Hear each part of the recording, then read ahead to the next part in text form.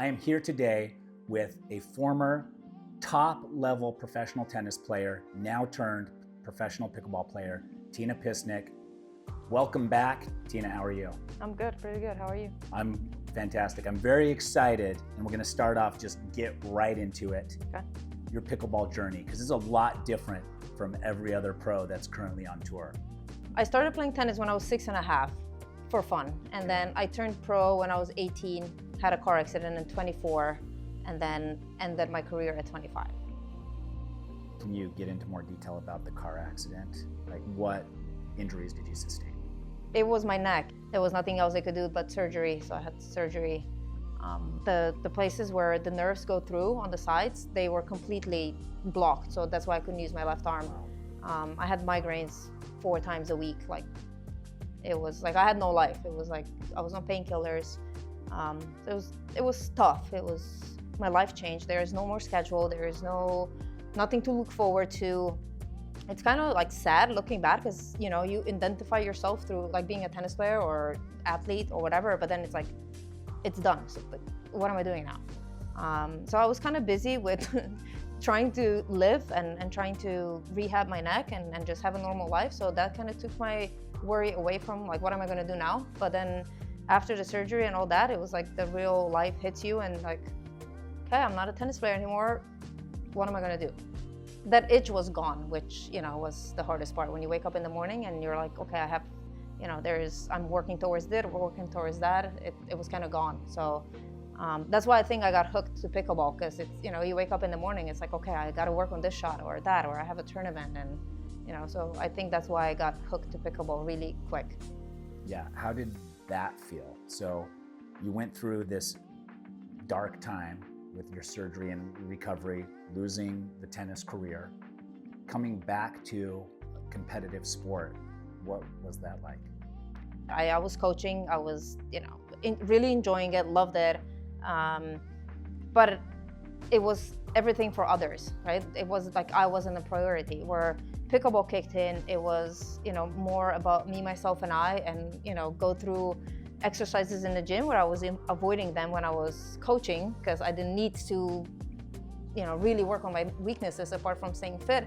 So now it's like, I don't like this exercise, but I'm going to do it because it benefits me. So it's kind of like that, your struggles, like positive struggles again. And I really, really enjoy that. And, just coaching for, 15, 17 years, it kind of felt like, okay, it's my time now. So it's nice. You're also known amongst your fellow pickleball players as being unshakable. Like, the chirpier players never get under your skin. Why is that? If I react to it, it's what they want. I mean, it's, there's times when they go overboard, like if it's a good comment or anything, I would, laugh at it because I think it's cool. Okay. But sometimes it's a bit too much and they don't know when to stop, and, it's kind of... Does it affect the way you play at all? No. It's why? It's, I mean, I can get under people's skin by chirping. I don't know if I can get under your skin, probably not. I think I would get you to laugh.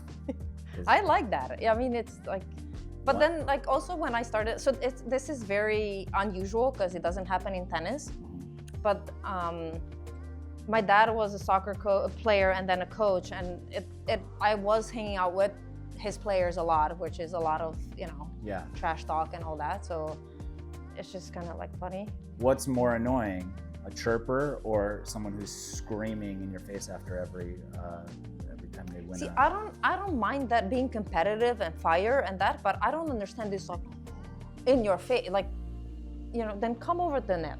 Yeah. Like, why are you on the other side of the net, like screaming in my face? I mean, you've got tattoos. Like scary. We're not going to come over to the other side of the net.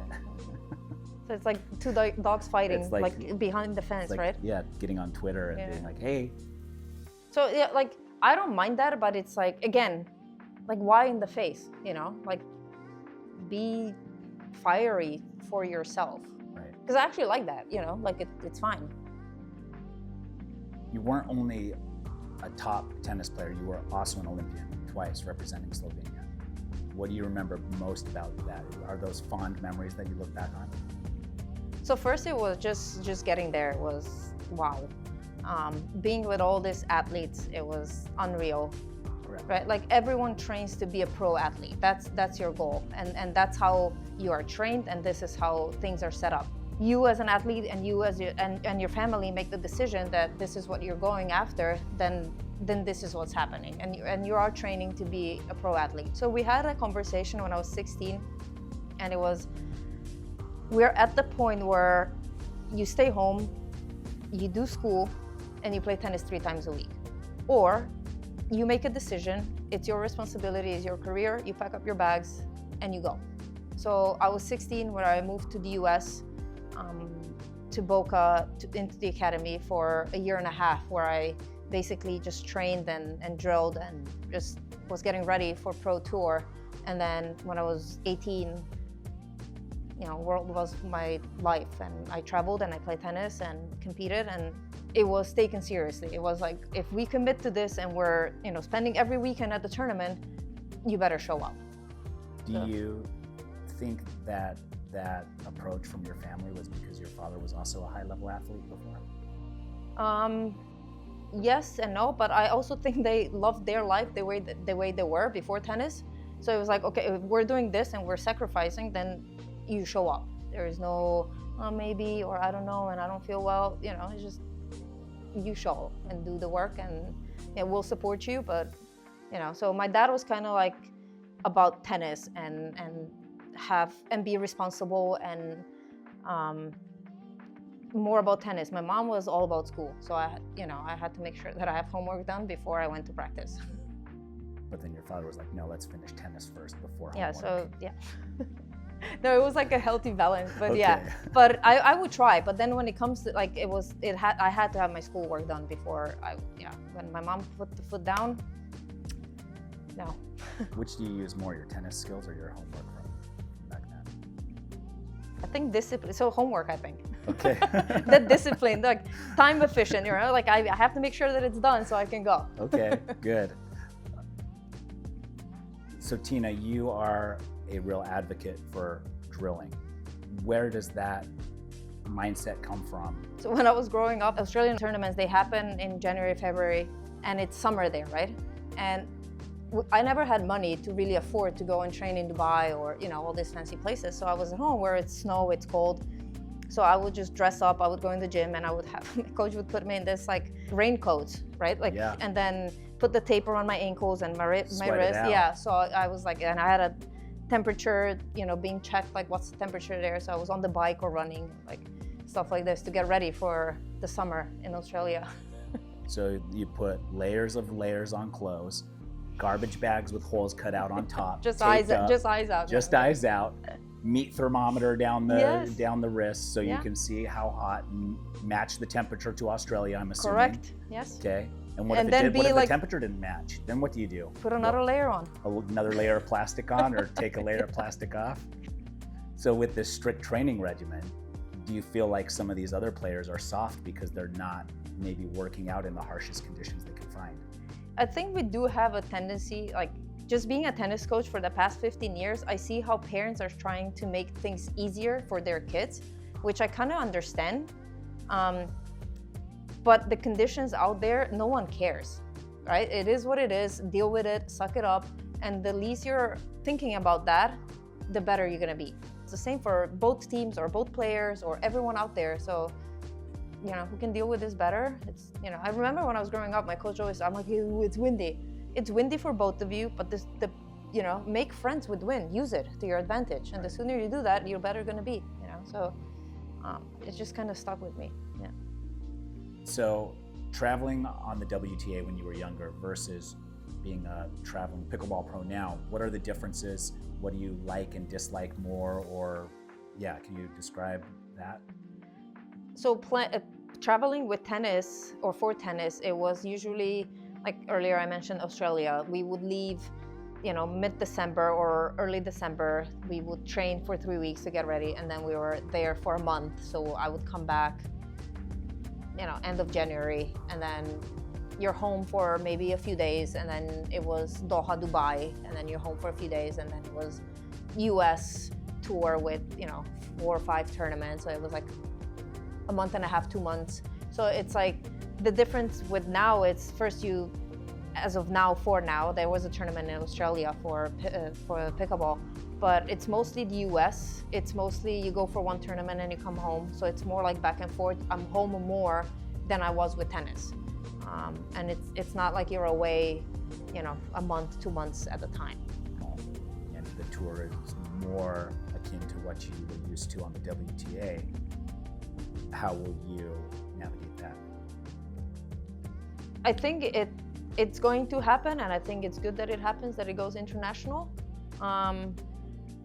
We'll just probably be away from our dogs a bit more than we are now, but we'll still travel together and we'll do what we have to do. Okay, so you're famous for your tattoos. People talk about them all the time, and these have meaning. They do. Every single tattoo on your body has meaning. It's always like a part of, the life or where I was. But yeah, I have an owl here. Yeah, I can see it, built into the design there. Yeah, so this is kind of like probably my most favorite now, because that's how I met my wife. Because I had an owl at home, I found one. Like a real live owl? Yeah. I was going to the gym in the morning, and it was just like in front of my house, like on the lawn. Like a little cute one? Like or big. So I used my fitness towel to pick it up, took it to the vet, and they just said that it got surprised by the light, or it's tired or something, because it's healthy. So if I can keep it home for 2 days and then release it. So I had it at home, like in my living room. They let you keep it at home? I had it at home for 2 days. And how did you meet your wife that way? She's very into birds, so she came to see it. Just out of the blue? Yeah, I reached out on Facebook. Oh, you said because I posted it. I was like, look what I found. Here's my address. Everybody show up. No, I kind of I knew her. So okay. Yeah, so that's why I gave her that. Okay. Yeah.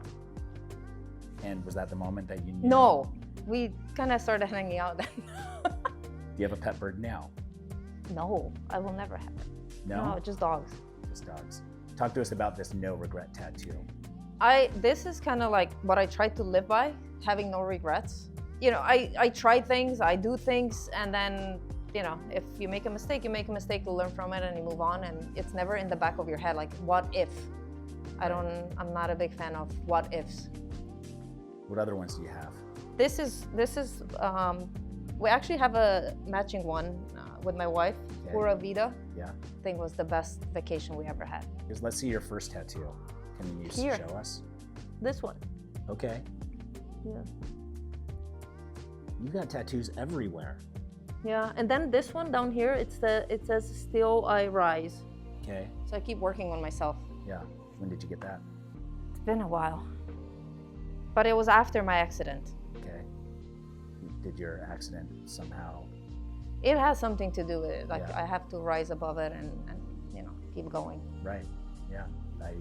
I get that. When you And said then- "Still I Rise," yeah. that's immediately. And what I this thought of. keeps me grounded.